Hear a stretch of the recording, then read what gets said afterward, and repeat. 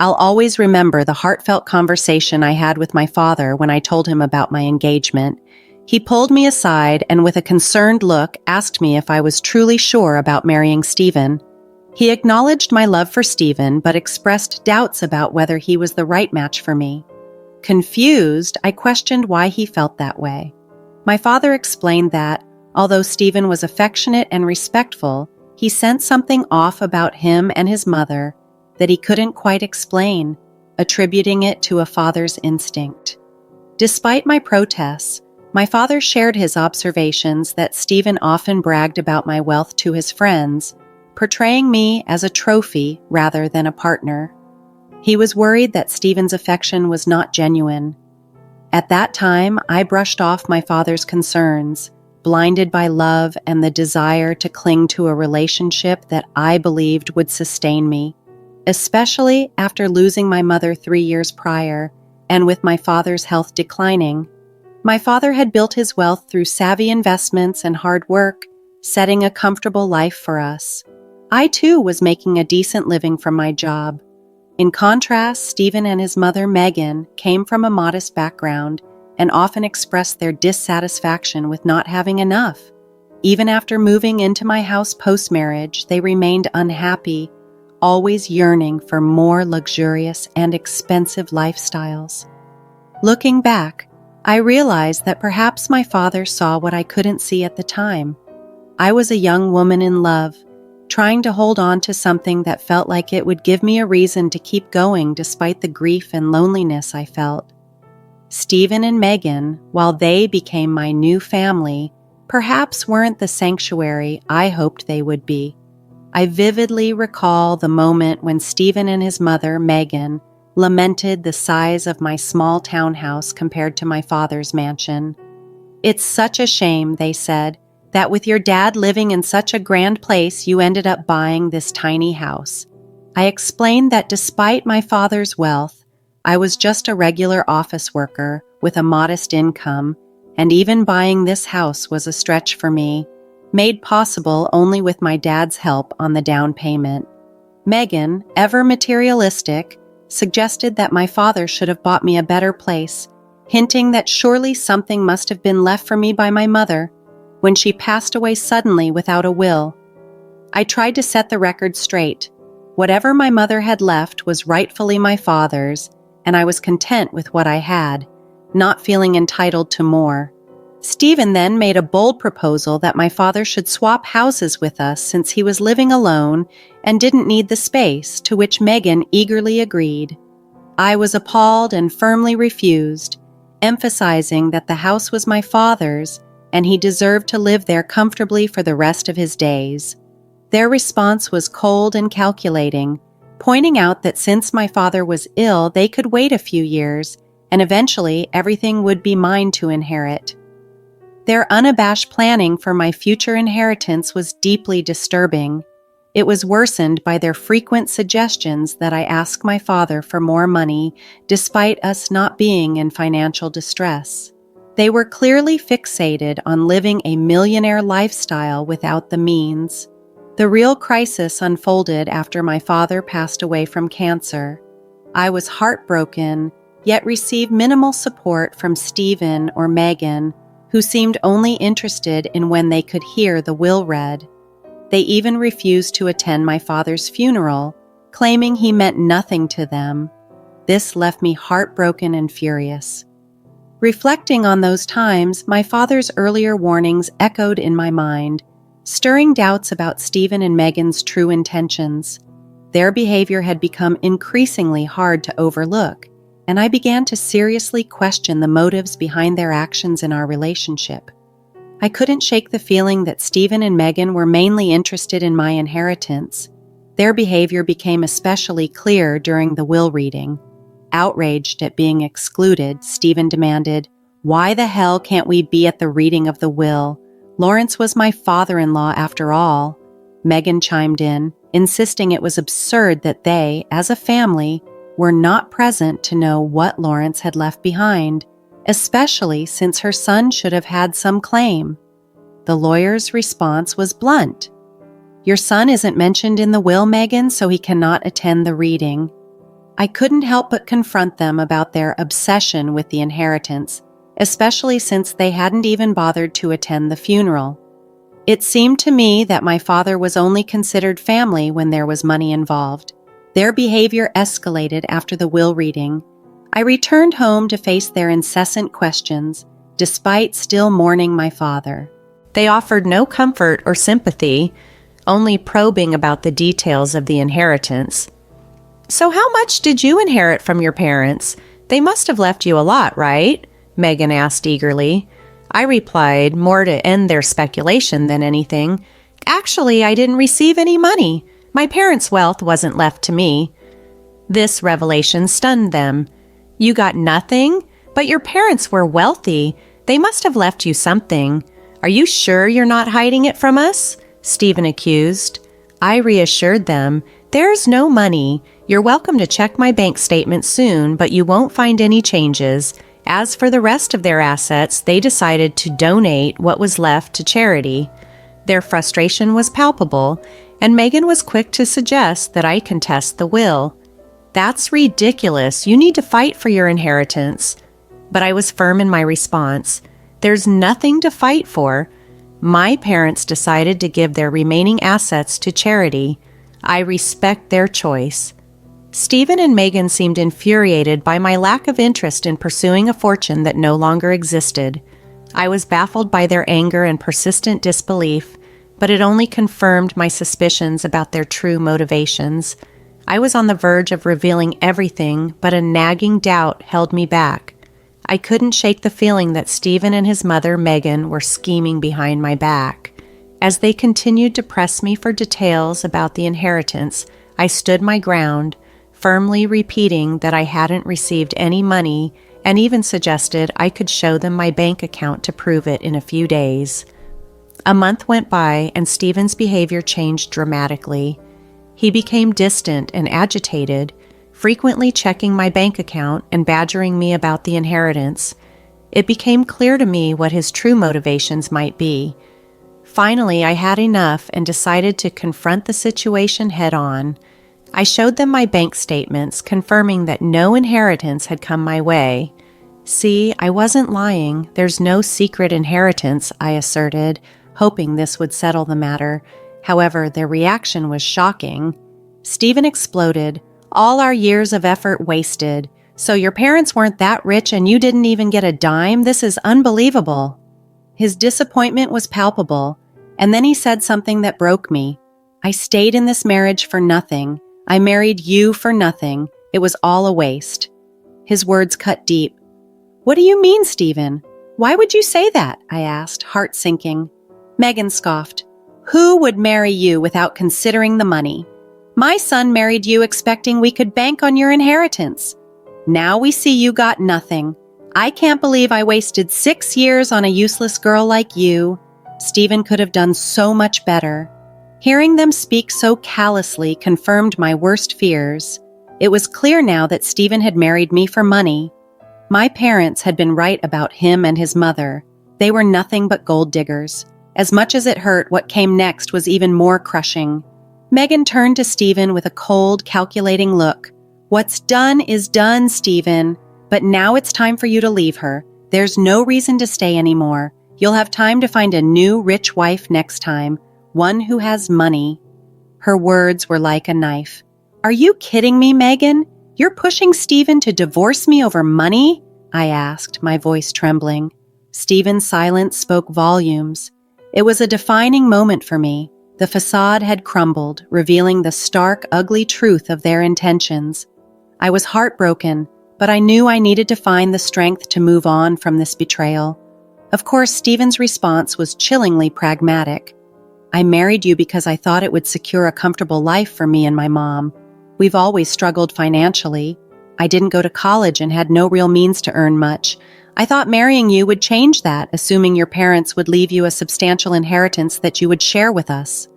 His blunt admission that he had feigned love to secure financial stability stunned me. He continued, "It was the only way I thought I could give my mom the life she deserved. But now, seeing that there's no inheritance, it seems my efforts were pointless. Mom's right, I need to look forward and keep searching. His words, delivered so casually, shook me deeply. As he and Megan vented their frustration, I found myself tuning out, overwhelmed by the enormity of their deceit. Their lack of empathy and Stephen's sudden shift in attitude were both deeply upsetting and infuriating. I was so angry I wanted to scream, to lash out, but I restrained myself. Instead, I responded calmly, "Okay then, Stephen. If a divorce is what you want, then that's what you'll get. I've never been one to deny your requests. Consider this a final favor." Megan, ever the antagonist, jumped in. "Don't think this means you can take alimony from my son. We'll fight you tooth and nail before you see a cent of that." I replied firmly, "You're right, I don't have much money at the moment, so here's what I propose. A mutual divorce with no division of assets or alimony. You don't have much and neither do I right now. If you forego alimony, I'll agree to sign and not claim anything further from you." Stephen and I then discussed the details of our divorce more pragmatically. The conversation was devoid of any emotional connection. It was purely transactional, reflecting the stark reality of our relationship's dissolution. As we negotiated the terms of our divorce, I could tell Megan and Stephen were pleased that I wasn't creating any drama over the process. Perhaps they were surprised by my composed demeanor, not knowing that each day I was privately unraveling. On my way to work, tears streamed down my face, and I often spent hours crying alone in my car before and after work. Neither Stephen nor Megan noticed my puffy eyes or questioned why my daily routine had suddenly extended. Once Megan realized there was no inheritance in my future, she barely acknowledged my existence, only solidifying my resolve to end this marriage swiftly. I made arrangements for Stephen and Megan to move out of my house and into a rented apartment nearby. They settled in quickly, and as the divorce proceedings advanced, Stephen, true to his agreement, did not claim any part of my house. I, in turn, did not seek alimony. To him, it was a straightforward exchange. On the day our divorce was finalized, I decided to take one last step. I visited their rental to return my wedding and engagement rings. Standing at their doorstep, I said, "I just want to return these. This marriage brought nothing but distress into my life, and I prefer not to keep any reminders of it." Megan scoffed, seizing the moment to taunt me. "Are you sure? You might need the money. It's amusing you once looked down on our poverty, and now look at your situation. My son is being generous by letting you keep the rings. You might need to sell them when your job falls through." Her words stung, but I retorted with a laugh which seemed to confuse both Megan and Stephen. "Why would I need to sell the rings for money, Megan? You don't need to feel embarrassed for me. We already know my parents left me nothing. They lost it all to poor decisions, leaving their daughter with nothing. Or so you think?" My laughter in the face of their cruelty and misunderstanding seemed to unsettle them. I could see a hint of annoyance in Stephen's expression, perhaps embarrassed by his mother's blunt crudeness. As I turned to leave, their baffled faces were a clear sign. They still hadn't grasped the full extent of my independence and resilience. I walked away, knowing I was finally free from their toxicity, ready to rebuild my life on my terms. Stephen was visibly puzzled by my laughter, and Megan, annoyed, demanded, "Why the hell are you laughing? Did I say something funny?" Her disbelief only fueled my amusement. "It's truly hilarious how you think I'm destitute, Megan, and even more amusing that you believe my parents squandered their entire fortune." Megan snapped back, convinced of her narrative. "Of course you're destitute. Your parents didn't leave you a penny. They surely ruined your life by not leaving you an inheritance." I couldn't help but smirk at her misunderstanding. "I never said I didn't receive an inheritance, Megan. I simply told you that I didn't get any money. Indeed, my parents did leave me quite the inheritance." Confusion clouded her face. "What the hell does that mean? You have an inheritance?" I nodded, relishing the moment. "My parents saw right through you and Stephen as the gold diggers you are. So, they included a secret clause in their will. They left me no money, but instead I inherited this entire neighborhood. Megan's shock was palpable. You own this neighborhood? How is that possible? We would have known about your inheritance. We even signed our lease with an estate manager who didn't mention the owner's name. My parents wanted me to wait for a year before claiming my inheritance, I continued. They wanted me to test you and see if you were with me for money or love. You failed that test and now you won't receive anything from me. The estate manager was appointed by my parents to manage the property until I could claim it. They were very clever, you know. That's impossible. I don't believe a word you're saying. You're just embarrassed because you have no money, Megan retorted, disbelief etched across her face. Stephen chimed in, skeptical yet curious. Oh, really? Is that what you think happened? His tone was mocking, but there was a hint of doubt. Well, why don't we just call the landlord and find out from him? Go ahead, I encouraged, knowing well what the outcome would be. With a mix of defiance and desperation, Megan and Stephen called their landlord, who was indeed the estate manager. As they listened, their expressions transformed from confident to shocked. The estate manager confirmed everything I had said. After hanging up, their faces were a mix of anger and panic. You lied to us, Megan accused, her voice trembling. You tricked us into thinking you had nothing. Standing there, watching their realization dawn, I felt a strange mix of vindication and sadness. Their obsession with wealth had blinded them to the value of genuine relationships, and now they were reaping the consequences of their greed and deceit. Stephen and Megan stood there, dumbfounded, as they grappled with the fact that I now owned the entire housing community. You've kept all this wealth to yourself? You tricked Stephen into divorcing you and made sure he wouldn't claim anything, Megan accused, her voice tinged with desperation and betrayal. I couldn't help but laugh at their attempt to twist the narrative. It's quite ironic that you're calling me the trickster, I responded, the irony of their accusation not lost on me. Stephen, you married me under pretenses, claiming love where there was none. Megan, you coached him into this and even pushed for the divorce, thinking there'd be no financial loss for you. If anyone's the scammer here, it's both of you. The truth was simple. They had inquired about my financial gains from the inheritance, and I answered honestly. This was all a big misunderstanding, wasn't it? But what's done is done. It's curious, though, how you're suddenly interested in rekindling things now that you know about my inheritance. And Stephen, aren't you already courting another wealthy woman? Don't worry, I'll make sure she knows exactly who you are. As they realized the severity of their situation, Stephen and Megan began to plead. Stephen even dared to ask me not to interfere with his new relationship if I wasn't willing to give him a second chance. My response was blunt. Get lost. Additionally, I informed them that they would be evicted once the property transfer was finalized. Over the following weeks, they repeatedly showed up at my doorstep begging for forgiveness.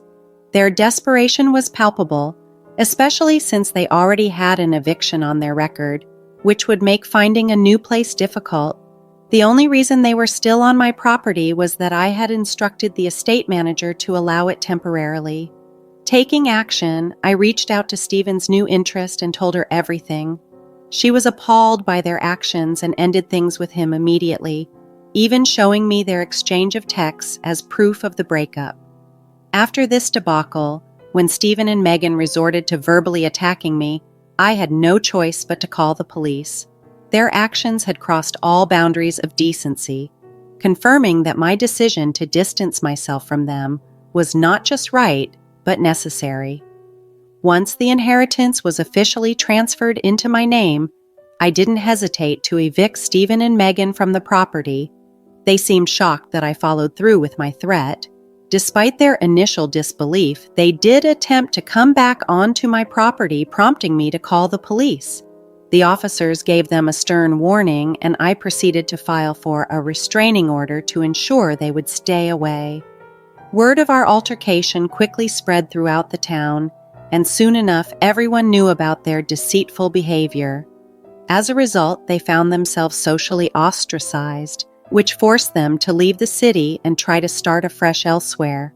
Meanwhile, I've been relishing my newfound financial independence.